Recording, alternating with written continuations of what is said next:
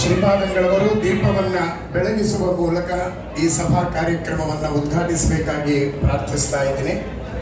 ಪರಮ ಪೂಜ್ಯ ಶ್ರೀಪಾದಂಗಳವರು ದೀಪವನ್ನ ಬೆಳಗಿಸುವ ಮೂಲಕ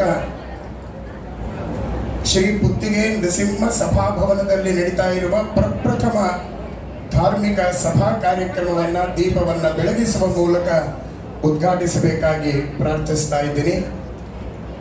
ನರಸಿಂಹೋ ಖಿಲಾಜ್ಞಾನ ಮತಧ್ವಾಂತ ದಿವಾಕರಃ ಜಯತ್ಯಮಿತ ಜ್ಞಾನ ಸುಖಶಕ್ತಿಪಯೋನಿಧಿ ಜಯತ್ಯ ಸಹಸ್ರ ಜ್ಯೋತಿರಂ ಕ್ಷಮೀಕ್ಷಂ ಪ್ರಳಯ ಜಗತಿನಾಥಂ ಕಲ್ಪವೃದ್ಧನಿವಕ್ರಂ ಸುರಪತಿ ವಿಮೋಕ್ಷಂ ಛೇದರತ್ನೋ ಕ್ಷಿವಾರ್ಯಂ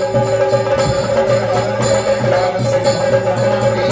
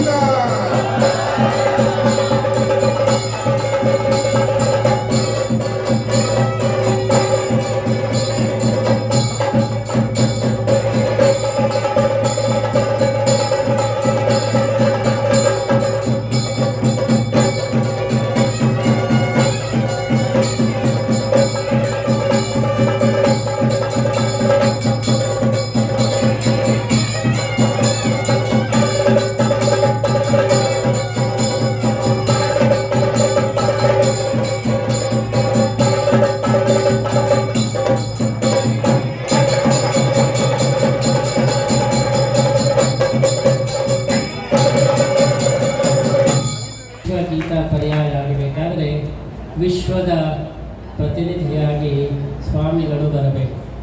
ಇವತ್ತು ಸುತ್ತೂರು ಮಠದ ಸ್ವಾಮಿಗಳು ಸುತ್ತಲಿನ ಊರಿನ ಇಡೀ ಜಗತ್ತಿನ ಸಂಚಾರ ಮಾಡತಕ್ಕಂತಹ ಸ್ವಾಮಿಗಳಾಗಿ ಅವರು ವಿಶ್ವ ಸನ್ಯಾಸಿಯಾಗಿದ್ದಾರೆ.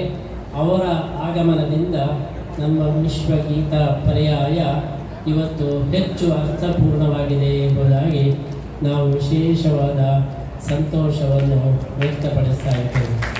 ಅದರ ಜೊತೆಗೆ ಜಗನ್ನಾಥನ ಕ್ಷೇತ್ರದಿಂದ ನಮ್ಮ ಕೃಷ್ಣ ದೀಕ್ಷಿತರು ಇವತ್ತು ಆಗಮಿಸಿದ್ದಾರೆ. ಜಗತ್ತಿನ ಒಡೆಯನಾದಂತಹ ಆ ಪುರಿ ಜಗನ್ನಾಥನ ಕ್ಷೇತ್ರದಿಂದ ನಮ್ಮ ಕೃಷ್ಣ ದೀಕ್ಷಿತರು ಆಗಮಿಸುವ ಮೂಲಕ ನಮ್ಮ ವಿಶ್ವಗೀತ ಪರ್ಯಾಯ ಮತ್ತಷ್ಟು ಅರ್ಥಪೂರ್ಣವಾಗಿದೆ ಎಂಬುದಾಗಿ ಸಂತಸವನ್ನು ವ್ಯಕ್ತಪಡಿಸ್ತಾ ಈ ಒಂದು ಶ್ರೀ ಪುತ್ತಿಗೆ ನೃಸಿಂಹ ದೇವರ ಹೆಸರಿನ ಈ ಸಭಾಂಗಣವನ್ನು ಸುತ್ತೂರು ಸ್ವಾಮಿಗಳ ಮುಖಾಂತರ ಶ್ರೀಕೃಷ್ಣನಿಗೆ ಕಾರ್ತಿಕ ಮಾಸದ ಈ ಸಂದರ್ಭದಲ್ಲಿ ಅರ್ಪಣೆ ಮಾಡಲಿಕ್ಕೆ ಬಹಳ ಸಂತೋಷವಾಗ್ತಾ ಇದೆ. ಅವರು ದೀಪವನ್ನು ಹಚ್ಚುವ ಮೂಲಕ ಕಾರ್ತಿಕ ದೀಪೋತ್ಸವವನ್ನೇ ಇಲ್ಲಿ ಆಚರಿಸಿದ್ದಾರೆ ಎಂಬುದಾಗಿ ನಾವು ಭಾವನೆ ಮಾಡ್ತಾ ಇದ್ದೇವೆ. ನಮ್ಮ ಪುತ್ತಿಗೆ ನರಸಿಂಹ ಸಭಾಂಗಣದ ಉದ್ಘಾಟನೆ ಯಾರಿಂದ ಆಗಬೇಕು ಅಂತ ನಾವು ಯೋಚನೆ ಮಾಡಿದಾಗ ನಮಗೆ ಮೊಟ್ಟ ಮೊದಲು ಭಾಸವಾದದ್ದು ಸುತ್ತೂರು ಸ್ವಾಮಿಗಳು. ಯಾಕೆಂದರೆ ಶಿವರಾತ್ರೀಶ್ವರ ದೇಶಿಕೇಂದ್ರ ಸ್ವಾಮಿಗಳೆಂದರೆ ಇದು ಆಗಬೇಕು. ನರಸಿಂಹ ದೇವರನ್ನು ನಾವು ಉಪಾಸನೆ ಮಾಡುವುದು ಶಿವಾಂತರ್ಯಾಮಿಯಾಗಿ. ಹಾಗಾಗಿ ನರಸಿಂಹದೇವರ ಈ ಒಂದು ಸಭಾಭವನ ಶಿವರಾತ್ರೀಶ್ವರ ಶ್ರೀಗಳಿಂದಲೇ ನರಸಿಂಹದೇವರಿಗೆ ಸಮರ್ಪಣೆ ಆಗಬೇಕು ಎನ್ನುವುದಾಗಿ ನಾವು ಸಂಕಲ್ಪ ಮಾಡಿದಂತೆ ಅವರು ಬಹಳ ಸಂತೋಷದಿಂದ ಇಲ್ಲಿಗೆ ಆಗಮಿಸಿದ್ದಾರೆ. ಅವರಿಗೆ ನಾವು ವಿಶೇಷವಾದ ಅಭಿನಂದನೆಯನ್ನು ಈ ಸಂದರ್ಭದಲ್ಲಿ ಅರ್ಪಣೆ ಮಾಡ್ತಾ ಇದ್ದೇವೆ. ನಮ್ಮ